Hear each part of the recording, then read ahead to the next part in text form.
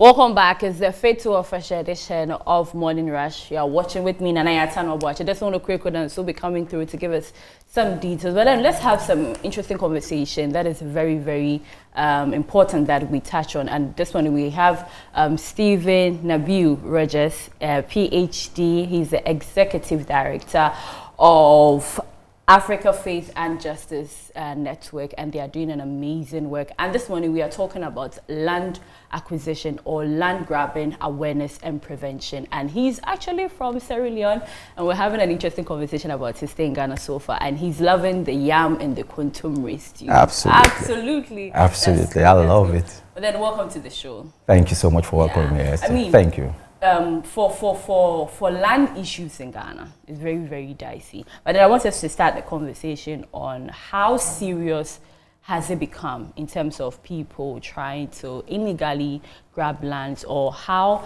has it been so far, the intensity of the situation on the ground? Well, good morning. Thank you so much for having me here on this beautiful Friday morning. And you know, Africa Faith and Justice Network, which is my organization, we are based in Washington, D.C., and we are focused on governance in Africa, changing the structures that really impoverish people on the continent as opposed to charity.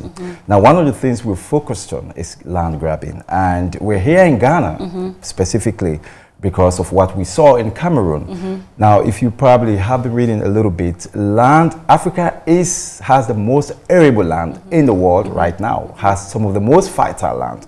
But also it has become a real intense subject of grabbing, mostly by multinational corporations coming from the West.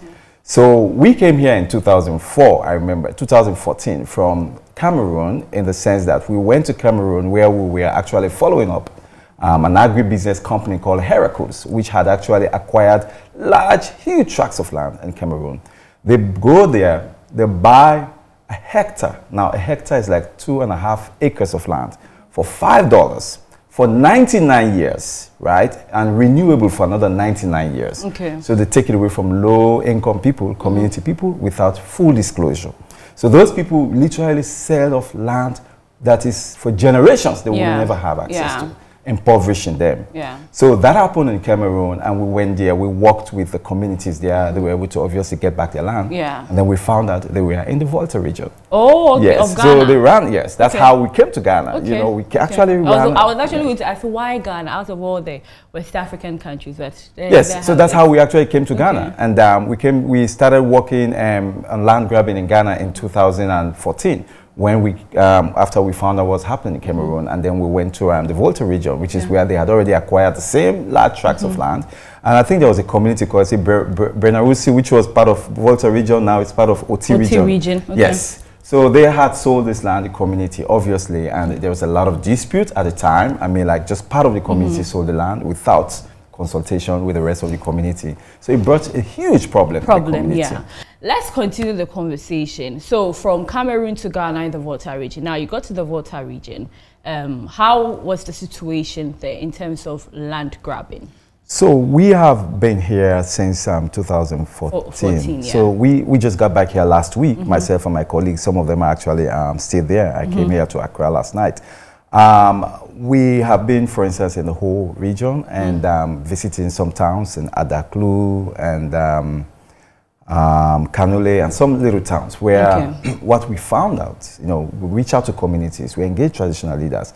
The idea is for them to know that their land is valuable to them and that investment is important, but it's very, very necessary for them to be able to engage these partners who are mostly coming from abroad in a way that is really beneficial to the communities. So I give you an example, for instance, in a town called Kanule, you know, we went there, so I think it's a sugarcane plantation. The company, they bought the whole land. Literally, they isolated the small community, and they can't even fetch firewood in their land anymore. They don't have access to this very simple water source where they drink their water. So they don't have access to it, and literally they're isolated in their own place. And, you know, and they poison this water because the manufacturing company, which I think kind of is a distillery, you know, drains the water from the main water source. You know, you can actually see that there are pictures of that, right? And the people drink from that water. Many of them are now developing skin rashes, a few of them typhoid and other waterborne diseases as a result of these kinds of infectation. The point here is, you know, business is good for Africa. Yeah. And that's not even the point here, Yeah. but it has to be symmetric. True. So we are basically working with these communities, and many of these communities have their own dispute themselves, right? So sometimes what these companies do is they walk in there, they take advantage of that dispute, and they buy lands just with few people involved. True. And then the entire community gets really disrupted. Yeah. And the few people enjoying the masses and the majority suffer. don't, yeah. So since then, a lot of that has changed, right? We've seen places where some communities have actually renegotiated those land deals.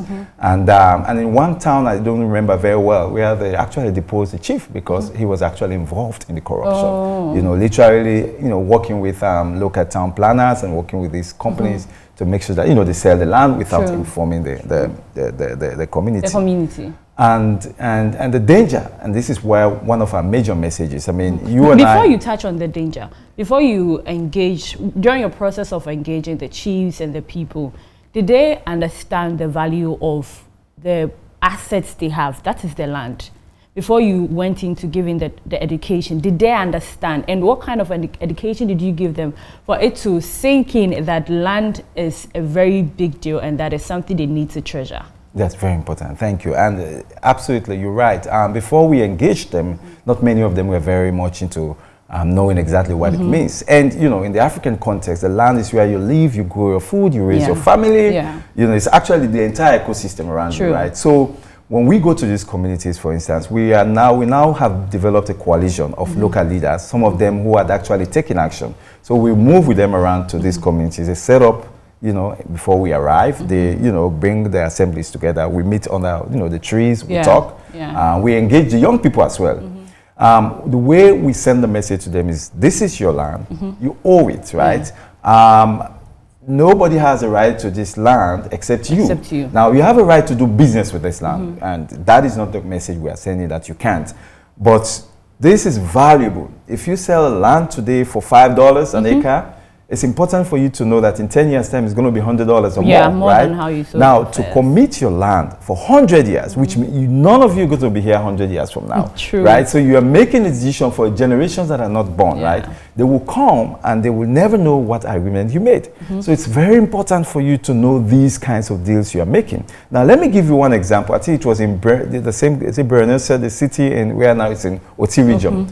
When this company came, Heracles, and they had signed this lease with these guys for 99 years, renewable for another 99 years.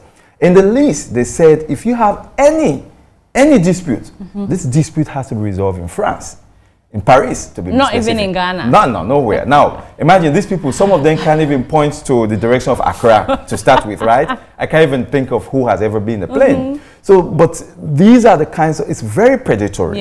So, and what they do is they pay for the lawyers. Now, if I pay for a lawyer, for you, for something that I have, obviously that lawyer works for me. Exactly. So we say land is a very complex thing in terms of negotiations, even for someone who is educated like myself and you, let alone for people who are living in rural areas who have no idea how to read 200 pages of decisions. True. But with decisions like that, can it be overturned? It is difficult, and this is where our work has really been very important in terms of prevention to start with. So we are dealing with different types of situations. We have places where none of that has happened, and thank God. So when we get there, we provide information to them so they know before they get yes. But places where we have had those situations, it gets difficult because once you sign those documents, those are legal documents. And sometimes it's not just the community. You have local officials within the land division who are also part of this.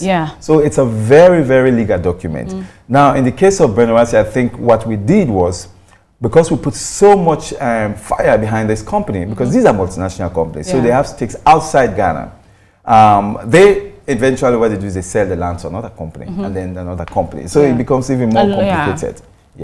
So it is difficult. It can be overturned, but it is very difficult, especially if it's illegal. Now, if for some reason many of those information are not very much clearly communicated to the community, that you can actually go back and actually fight that in a court, and most likely win that. And win that. That's what we want to hear. But you were going to touch on the dangers that are associated with this, and you add in how we can prevent it and make sure that it doesn't keep occurring over and over again, even though there's massive awareness into such things? Yeah.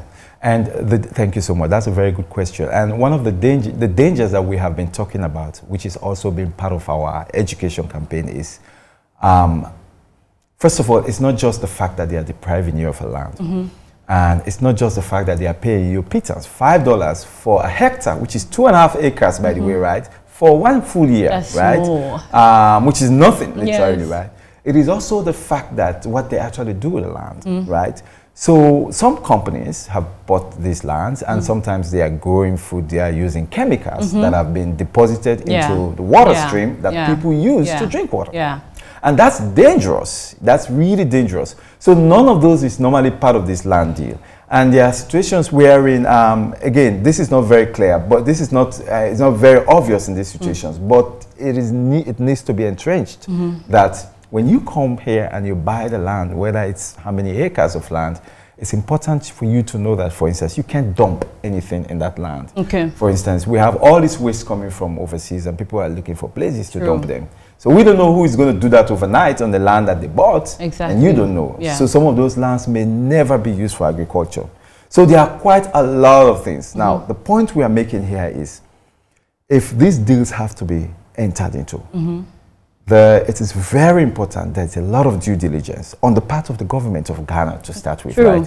Land commissioners and the people, especially trying to protect those people who obviously have no capacity, well, very little capacity to be able to really do the due diligence themselves.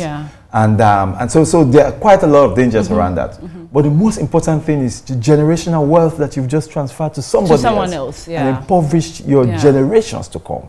Have nothing else that they are going to inherit except the land on which they have been built. So those are some of the things you have to consider. Okay, Steven, we'll be wrapping up, but then aside Ghana, from Ghana, which other country will you be moving to? Thank you. So Africa Faith and Justice Network, which is a faith-based, Catholic faith-based organization, we're based in Washington, D.C., and we're going to be 40 years this year, actually. Ghana it's just one. So we also work in, like I said, in Cameroon on just governance program. Now in Cameroon, we are really focused on corruption as well, in addition to, because corruption is really a major issue in Africa. I don't think I need to state that anymore. And so we also work on women's empowerment programs, and we work with a lot of Catholic nuns. We work in Uganda, Zambia, Nigeria, Ghana here as well, and Liberia, and empowering young girls, because absolutely the future belongs to them. So mostly our focus is on changing the systems. So we are really into systemic change, because we know that's where the future of Africa is. True. I mean, we wish you nothing but the best, and this one we thank you for coming. But is there any other thing you would like to shed light on that we didn't touch on before we go? Well, I mean, I enjoyed the Volta region. I think I had a lot of food, including the banku, and I think it was nice, and the fish. So thank you for having me here, and I just want the people of Ghana, especially the government, to really take this very important, because land grabbing is a major problem on our continent. Thank you very much. We've been speaking to Steven Nabieu Rogers, and he's from Sierra Leone. He's the Executive Director for African Faith and Justice Network, and they are creating awareness on land grabbing and how to prevent it. And now they're in the Volta region. They are doing an amazing work. To get any other detail, just check them out on social media. We are going for a quick commercial break. When we return, Abigail Sanders will be coming through with sports.